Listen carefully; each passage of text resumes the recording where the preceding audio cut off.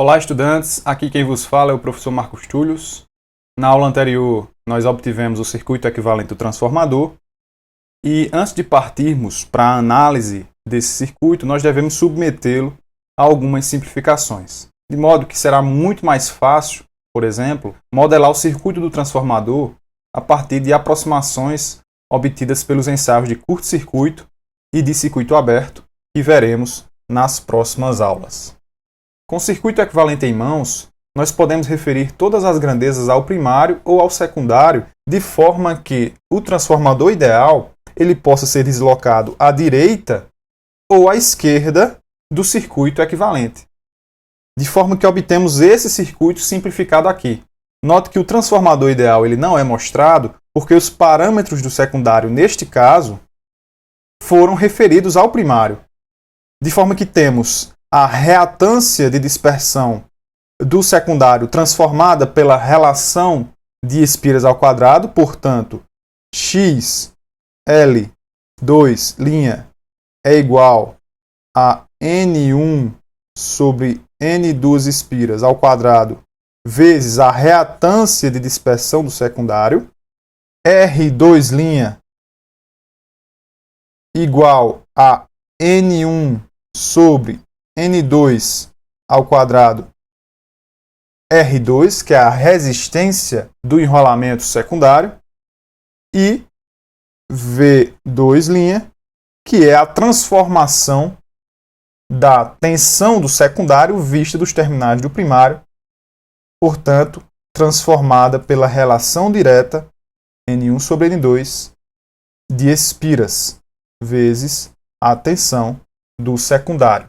Esse circuito é chamado de circuito equivalente T do transformador. Nas equações, os valores reais dos parâmetros do secundário são XL2, a reatância de dispersão do secundário, R2, a resistência de perdas no enrolamento secundário, e V2, a tensão nos terminais do secundário. A partir do circuito equivalente T, nós podemos deslocar os parâmetros do primário e do secundário, deslocando-se o ramo em derivação para a direita ou para a esquerda, de forma que nós vamos obter circuitos equivalentes a este, mas que são denominados de circuitos equivalentes L, como esses mostrados aqui, onde o ramo em série é a combinação das resistências e das reatâncias de dispersão do primário e do secundário, referidas ao mesmo lado do transformador.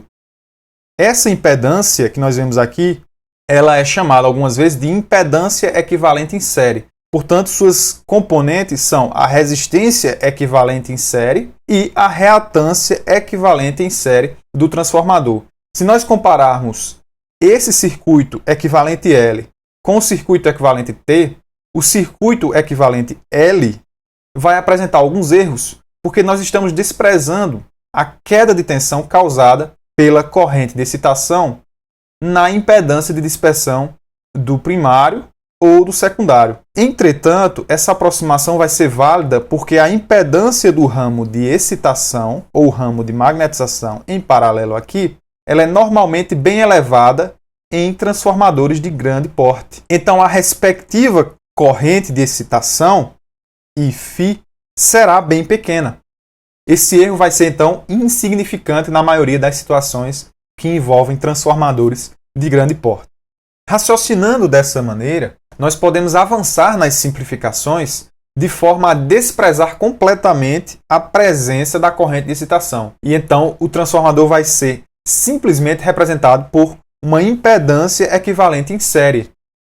Sendo um transformador de grande porte, a resistência equivalente em série, ela vai ser muito pequena comparada à reatância equivalente em série. No final das contas, o transformador será representado simplesmente pela reatância equivalente em série. Na verdade, na maioria dos problemas que envolvem sistemas de potência, nem mesmo a reatância equivalente do transformador ela vai ser considerada. Ele vai ser simplesmente tratado como um transformador ideal, uma vez que as correntes e tensões são, na maioria dos casos, determinados por circuitos externos ao transformador e, portanto, a preocupação maior em termos de parâmetro do transformador, vai ser com relação aos seus valores de tensão e de potência.